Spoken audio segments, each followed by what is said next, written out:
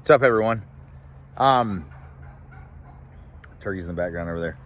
So it's that floundering time of year, and a lot of people are wanting to go floundering.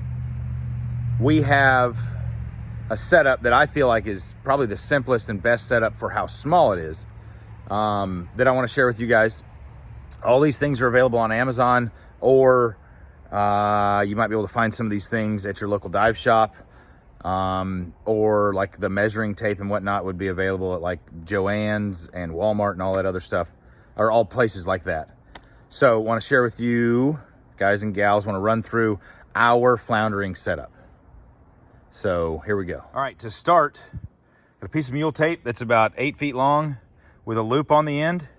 The first fish, you will actually thread that through the gill of the fish, and then this will go over that line, and then you'll tie that end to your waist. And then need some kind of measuring device. So there's one kind. Here's another kind. This is the one I carry with me all the time that's beat to hell. Make sure you check your local regulations. In Florida, your flounder as of September of 2021 have to be 14 inches long, and there's a closed season from October 15th to November 30th, and you can only keep 5 flounder per person. And then, actually I'm jumping steps here. So I carry a headlamp with me that takes 2 18650 batteries. That's them right there. This headlamp is not waterproof, but it's water resistant. You can get rained on, no problem. Then I run these dive lights that also carry the 18650s. They turn on by way of, let's see if I can get this done one-handed, not barely. Hold on, give me 2 seconds, guys.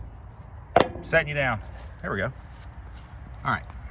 So there's 3 O-rings, and then your 18650 goes in there, and then you'll tighten that down. This one has 3 modes. It has, whenever you first turn it on, it has a bright, and then a dim, and then strobe.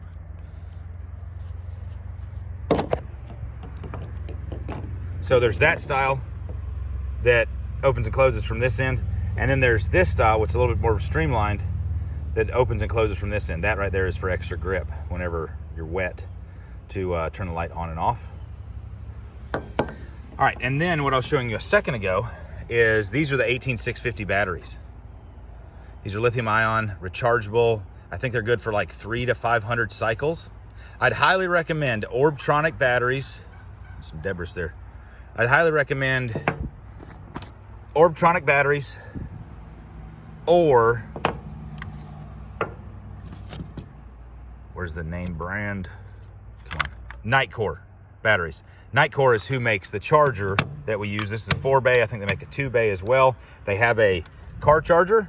Make sure you do not throw that away whenever you first buy this battery charger, because I'm bad about doing that. And then a lot of times you're gonna find yourself in a situation where you need to be in the truck charging batteries, which takes up to about 6 hours, because these are definitely hefty batteries. And then you have a regular outlet, regular charger for your home outlet. And then we go over a couple different spear types. We run 5 and 6 foot spears.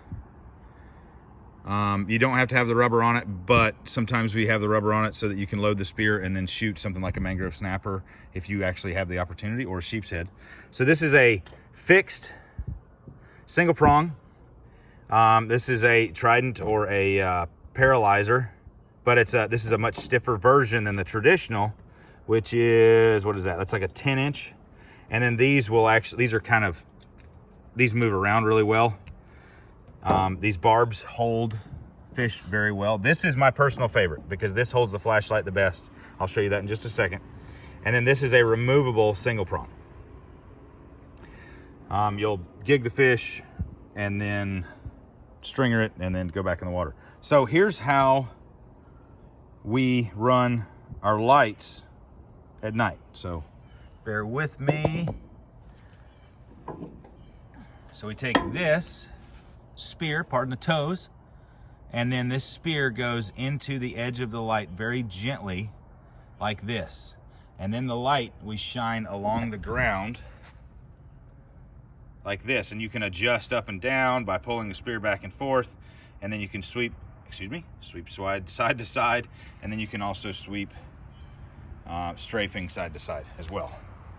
So that's how that works. And then whenever you go to gig the flounder, if you see a flounder, you will just keep the light under the water and on the fish, remove the light, hold the light on the fish, and then go over and stick the fish.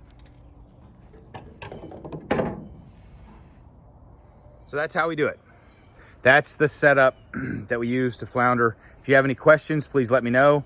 If you want to know where you can get some of those certain things, message me or leave a comment below, and I will send you the links to each one of these things on Amazon. I don't make money on any of this stuff because we don't sell any of this stuff. I do want us to later. We're not there yet, so it's very important that I just share with you what we use so that if you are going to flounder, you can get out there. The most effective part about this setup is I have this setup with me all the time. The reason I gig most of the flounder that I gig is because I get to a spot, the water conditions are perfect, which is not always the case, and I'm able to get in the water, and this is what the setup looks like. Like, this is everything, and this is enough for, there's, you know, 2 lights, there's 4 spears, the charger, stringer, another stringer, that's another charging cord. It's so easy. I know there's all kinds of other setups, but this is the easiest one that we've found. If you have any questions, please let me know. And as usual, I love you fuckers, and we'll talk soon.